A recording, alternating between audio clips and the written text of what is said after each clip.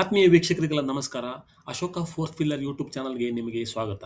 ಇಂದಿನ ವಿಡಿಯೋದಲ್ಲಿ ಕರ್ನಾಟಕದ 15 ಅತಿ ಉದ್ದವಾದ ನದಿಗಳ ಬಗ್ಗೆ ನಾನಿವತ್ತು ಮಾಹಿತಿಯನ್ನು ನೀಡ್ತಾ ಇದ್ದೇನೆ. ಆ ನದಿಯ ಉಗಮ ಸ್ಥಾನದಿಂದ ಹಿಡಿದು ಆ ನದಿಯು ಸಮುದ್ರ ಸೇರುವವರೆಗೆ ಸಂಪೂರ್ಣ ಮಾಹಿತಿಯನ್ನು ನಾನಿಲ್ಲಿ ವಿವರಿಸಿದ್ದೇನೆ. ವಿಡಿಯೋವನ್ನು ತಪ್ಪದೆ ಕೊನೆವರೆಗೂ ನೋಡಿ. ಕರ್ನಾಟಕದ ಮೊದಲನೆಯ ಅತಿ ಉದ್ದದ ನದಿ ಕೃಷ್ಣಾ ನದಿ. ಈ ನದಿಯ ಒಟ್ಟಾರೆ ಉದ್ದ 1400 ಕಿಲೋಮೀಟರ್ಗಳಷ್ಟು. ಈ ನದಿಯ ಉಗಮ ಸ್ಥಾನ ಮಹಾರಾಷ್ಟ್ರದ ಮಹಾಬಲೇಶ್ವರದಲ್ಲಿ. ಕರ್ನಾಟಕದ ಅತಿ ದೊಡ್ಡ ಮತ್ತು ಉದ್ದವಾದ ನದಿಯಾಗಿದೆ. ರಾಜ್ಯದಲ್ಲಿ ಸುಮಾರು 480 ಕಿಲೋಮೀಟರ್ಗಳಷ್ಟು ಹರಿಯುತ್ತದೆ. ಒಟ್ಟು ಜಲಾನಯನ ಪ್ರದೇಶ 60% ಅನ್ನು ಆಕ್ರಮಿಸಿಕೊಂಡಿದೆ. ಈ ನದಿಯು ಬಂಗಾಳ ಕೊಲ್ಲಿಗೆ ಸೇರುತ್ತದೆ. ಎರಡನೆಯದಾಗಿ ಭೀಮಾ ನದಿ. ಈ ನದಿಯ ಒಟ್ಟಾರೆ ಉದ್ದ 861 ಕಿಲೋಮೀಟರ್ಗಳಷ್ಟು. ಉಗಮ ಸ್ಥಾನ ಮಹಾರಾಷ್ಟ್ರದ ಭೀಮಾಶಂಕರದಲ್ಲಿ. ಕೃಷ್ಣಾ ನದಿಯ ಎಡದಂಡೆಯ ಉಪನದಿ. ಕರ್ನಾಟಕದ ಉತ್ತರ ಜಿಲ್ಲೆಗಳ ಮೂಲಕ ಹರಿಯುತ್ತದೆ. ಬಂಗಾಳ ಕೊಲ್ಲಿಯನ್ನು ಸೇರುತ್ತದೆ. ಕರ್ನಾಟಕದ ಮೂರನೆಯ ಅತಿ ಉದ್ದದ ನದಿ ಕಾವೇರಿ ನದಿ. ಈ ನದಿಯ ಒಟ್ಟಾರೆ ಉದ್ದ 805 ಕಿಲೋಮೀಟರ್ಗಳಷ್ಟು. ಕೊಡಗು ಜಿಲ್ಲೆಯ ತಲಕಾವೇರಿಯಲ್ಲಿ ಈ ನದಿಯ ಉಗಮವಾಗುತ್ತದೆ. ಕರ್ನಾಟಕದಲ್ಲಿ KRS ಮತ್ತು ತಮಿಳುನಾಡಿನಲ್ಲಿ ಮೆಟ್ಟೂರು ಅಣೆಕಟ್ಟುಗಳನ್ನು ಈ ನದಿಗೆ ನಿರ್ಮಿಸಲಾಗಿದೆ. ಈ ನದಿಯು ಬಂಗಾಳ ಕೊಲ್ಲಿಯನ್ನು ಸೇರುತ್ತದೆ. ನಾಲ್ಕನೆಯ ಅತಿ ಉದ್ದವಾದ ನದಿ ತುಂಗಭದ್ರಾ ನದಿ. ಈ ನದಿಯ ಒಟ್ಟಾರೆ ಉದ್ದ 531 ಕಿಲೋಮೀಟರ್ಗಳಷ್ಟು. ತುಂಗಾ ಮತ್ತು ಭದ್ರಾ ನದಿಗಳ ಸಂಗಮದಿಂದ ಈ ನದಿಯು ರೂಪುಗೊಳ್ಳುತ್ತದೆ. ಮಧ್ಯ ಕರ್ನಾಟಕಕ್ಕೆ ಪ್ರಮುಖ ಜೀವನಾಡಿಯಾಗಿದೆ ಈ ನದಿ. ಈ ನದಿಯು ಸಹ ಬಂಗಾಳ ಕೊಲ್ಲಿಯನ್ನು ಸೇರುತ್ತದೆ. ಐದನೇ ಸ್ಥಾನದಲ್ಲಿರೋದು ವೇದಾವತಿ ನದಿ. ಈ ನದಿಯ ಒಟ್ಟು ಉದ್ದ 391 ಕಿಲೋಮೀಟರ್ಗಳು. ಈ ನದಿಯ ಉಗಮ ಸ್ಥಾನ ಚಿಕ್ಕಮಗಳೂರಿನ ಬಾಬಾ ಬುಡನ್ಗಿರಿ ಬೆಟ್ಟ. ಚಿತ್ರದುರ್ಗ ಜಿಲ್ಲೆಯಲ್ಲಿ ಈ ನದಿಗೆ ವಾಣಿ ವಿಲಾಸ ಸಾಗರ ಅಣೆಕಟ್ಟನ್ನು ಕಟ್ಟಲಾಗಿದೆ. ಈ ನದಿಯು ಕೂಡ ಬಂಗಾಳ ಕೊಲ್ಲಿಯನ್ನು ಸೇರುತ್ತದೆ. ಆರನೇ ಸ್ಥಾನದಲ್ಲಿ ಮಲಪ್ರಭಾ ನದಿ. ಈ ನದಿಯ ಒಟ್ಟಾರೆ ಉದ್ದ 306 ಕಿಲೋಮೀಟರ್ಗಳಷ್ಟು. ಉಗಮ ಸ್ಥಾನ ಬೆಳಗಾವಿಯ ಖಾನಾಪುರದ ಕನಕುಂಬಿಯಲ್ಲಿ. ಸವದತ್ತಿಯ ನವಿಲು ತೀರ್ಥದಲ್ಲಿ ರೇಣುಕಾ ಸಾಗರ ಜಲಾಶಯವನ್ನು ಈ ನದಿಗೆ ನಿರ್ಮಿಸಲಾಗಿದೆ. ಈ ನದಿಯು ಬಂಗಾಳ ಕೊಲ್ಲಿಯನ್ನು ಸೇರುತ್ತದೆ.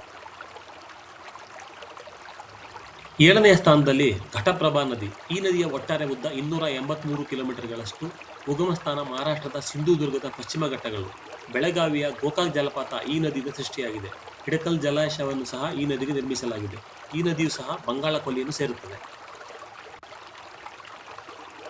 ಎಂಟನೆಯ ಸ್ಥಾನದಲ್ಲಿ ಹೇಮಾವತಿ ನದಿ. ಈ ನದಿಯ ಒಟ್ಟಾರೆ ಉದ್ದ 245 ಕಿಲೋಮೀಟರ್ಗಳಷ್ಟು. ಉಗಮ ಸ್ಥಾನ ಚಿಕ್ಕಮಗಳೂರಿನ ಮೂಡಿಗೆರೆಯ ಬಲ್ಲಾಳರಾಯನ ದುರ್ಗ. ಈ ನದಿಗೆ ಹಾಸನದ ಗೊರೂರಿನಲ್ಲಿ ಇದಕ್ಕೆ ದೊಡ್ಡ ಅಣೆಕಟ್ಟನ್ನು ನಿರ್ಮಿಸಲಾಗಿದೆ. ಈ ನದಿಯು ಕೂಡ ಬಂಗಾಳ ಕೊಲ್ಲಿಯನ್ನು ಸೇರುತ್ತದೆ. ಕಬಿನಿ ನದಿ. ಈ ನದಿಯು ಕರ್ನಾಟಕದ 9ನೆಯ ಅತಿ ಉದ್ದದ ನದಿಯಾಗಿದೆ. ಈ ನದಿಯ ಒಟ್ಟಾರೆ ಉದ್ದ 240 ಕಿಲೋಮೀಟರ್ಗಳಷ್ಟು. ಉಗಮ ಸ್ಥಾನ ಕೇರಳದ ವಯನಾಡಿನ ಪಶ್ಚಿಮ ಘಟ್ಟಗಳು. ಮೈಸೂರು ಜಿಲ್ಲೆಯ ನರಸೀಪುರದಲ್ಲಿ ಈ ನದಿಯು ಕಾವೇರಿ ನದಿಯನ್ನು ಸೇರುತ್ತದೆ. ಈ ನದಿಯು ಸಹ ಬಂಗಾಳ ಕೊಲ್ಲಿಯನ್ನು ಸೇರುತ್ತದೆ. 10ನೆಯ ಸ್ಥಾನದಲ್ಲಿ ಶಿಂಷಾ ನದಿ. ಈ ನದಿಯ ಒಟ್ಟಾರೆ ಉದ್ದ 221 ಕಿಲೋಮೀಟರ್ಗಳಷ್ಟು. ಈ ನದಿಯ ಉಗಮ ಸ್ಥಾನ ತುಮಕೂರಿನ ದೇವರಾಯನ ದುರ್ಗ ಬೆಟ್ಟಗಳು. ಮಂಡ್ಯದ ಮಳವಳ್ಳಿಯಲ್ಲಿ ಶಿಂಷಾ ಜಲವಿದ್ಯುತ್ ಯೋಜನೆ ಇದೆ. ಈ ನದಿಯು ಕೂಡ ಬಂಗಾಳ ಕೊಲ್ಲಿಯನ್ನು ಸೇರುತ್ತದೆ. ಕಾಳಿ ನದಿಯು ಕರ್ನಾಟಕದ 11ನೇ ಅತಿ ಉದ್ದದ ನದಿಯಾಗಿದೆ. ಈ ನದಿಯ ಒಟ್ಟಾರೆ ಉದ್ದ 184 ಕಿಲೋಮೀಟರ್ಗಳಷ್ಟು. ಉಗಮ ಸ್ಥಾನ ಉತ್ತರ ಕನ್ನಡದ ಜೋಯಿಡಾದ ದಿಗ್ಗಿ ಗ್ರಾಮ. ಸೂಪಾ ಅಣೆಕಟ್ಟು ಸೇರಿದಂತೆ ಹಲವು ಜಲವಿದ್ಯುತ್ ಯೋಜನೆಗಳನ್ನು ಈ ನದಿಯು ಹೊಂದಿದೆ. ಈ ನದಿಯು ಅರಬ್ಬಿ ಸಮುದ್ರವನ್ನು ಸೇರುತ್ತದೆ. 12ನೇ ಸ್ಥಾನದಲ್ಲಿರೋದು ಭದ್ರಾ ನದಿ. ಈ ನದಿಯ ಒಟ್ಟಾರೆ ಉದ್ದ 178 ಕಿಲೋಮೀಟರ್ಗಳು. ಉಗಮ ಚಿಕ್ಕಮಗಳೂರು ಜಿಲ್ಲೆಯ ಗಂಗಾಮೂಲ. ಶಿವಮೊಗ್ಗದ ಲಕ್ಕವಳ್ಳಿಯಲ್ಲಿ ಈ ನದಿಗೆ ಭದ್ರಾ ಜಲಾಶಯವನ್ನು ನಿರ್ಮಿಸಲಾಗಿದೆ. ಈ ನದಿಯು ಸಹ ಬಂಗಾಳ ಕೊಲ್ಲಿಯನ್ನು ಸೇರುತ್ತದೆ. 13ನೇ ಅತಿ ಉದ್ದದ ನದಿ ತುಂಗಾ ನದಿ. ಈ ನದಿಯ ಒಟ್ಟಾರೆ ಉದ್ದ 147 ಕಿಲೋಮೀಟರ್ಗಳಷ್ಟು. ಉಗಮ ಸ್ಥಾನ ಚಿಕ್ಕಮಗಳೂರು ಜಿಲ್ಲೆಯ ಗಂಗಾಮೂಲ. ಶಿವಮೊಗ್ಗದ ಗಾಜನೂರಿನಲ್ಲಿ ಇದಕ್ಕೆ ಅಣೆಕಟ್ಟು ಕೂಡ ಕಟ್ಟಲಾಗಿದೆ. ಈ ನದಿಯು ಸಹ ಬಂಗಾಳ ಕೊಲ್ಲಿಯನ್ನು ಸೇರುತ್ತದೆ. ಶರಾವತಿ ನದಿ. ಇದು ಕರ್ನಾಟಕದ 14ನೇ ಅತಿ ಉದ್ದದ ನದಿಯಾಗಿದೆ. ಈ ನದಿಯ ಒಟ್ಟಾರೆ ಉದ್ದ 128 ಕಿಲೋಮೀಟರ್ಗಳಷ್ಟು. ಉಗಮ ಸ್ಥಾನ ಶಿವಮೊಗ್ಗ ಜಿಲ್ಲೆಯ ತೀರ್ಥಹಳ್ಳಿಯ ಅಂಬುತೀರ್ಥದಲ್ಲಿ. ಪ್ರಸಿದ್ಧ ಜೋಗ ಜಲಪಾತ ಈ ನದಿಯಿಂದ ಉಂಟಾಗುತ್ತದೆ. ಲಿಂಗನಮಕ್ಕಿ ಅಣೆಕಟ್ಟನ್ನು ಸಹ ಈ ನದಿಗೆ ಕಟ್ಟಲಾಗಿದೆ. ಈ ನದಿಯು ಅರಬ್ಬಿ ಸಮುದ್ರವನ್ನು ಸೇರುತ್ತದೆ.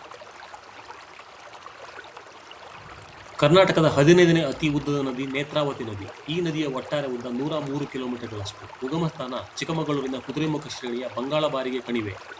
ದಕ್ಷಿಣ ಕನ್ನಡ ಜಿಲ್ಲೆಯ ಪ್ರಸಿದ್ಧ ಕ್ಷೇತ್ರ ಧರ್ಮಸ್ಥಳದ ಮೂಲಕ ಈ ನದಿಯು ಹರಿಯುತ್ತದೆ. ಈ ನದಿಯು ಅರಬ್ಬಿ ಸಮುದ್ರವನ್ನು ಸೇರುತ್ತದೆ. ನೋಡಿದರಲ್ಲ ವೀಕ್ಷಕರೇ, ಇಲ್ಲಿಯವರೆಗೂ ಕರ್ನಾಟಕ ರಾಜ್ಯದಲ್ಲಿರುವ 15 ಅತಿ ಉದ್ದವಾದ ನದಿಗಳ ಬಗ್ಗೆ ನಾನಿವತ್ತು ವಿವರಣೆಯನ್ನು ನೀಡಿದ್ದೇನೆ. ಈ ವಿಡಿಯೋದಲ್ಲಿರುವ ಮಾಹಿತಿ ನಿಮಗೆ ಇಷ್ಟ ಆಗಿದ್ರೆ ದಯವಿಟ್ಟು ಶೇರ್ ಮಾಡಿ, ಸಬ್ಸ್ಕ್ರೈಬ್ ಮಾಡಿ. ಇದೇ ರೀತಿಯ ಇನ್ನಷ್ಟು ಕನ್ನಡದಲ್ಲಿ ಜನರಲ್ ನಾಲೆಡ್ಜ್ ಮಾಹಿತಿಗಾಗಿ ಈ ಚಾನಲನ್ನು ಯಾವಾಗಲೂ ನೋಡ್ತಾ ಇರಿ. ಧನ್ಯವಾದಗಳು.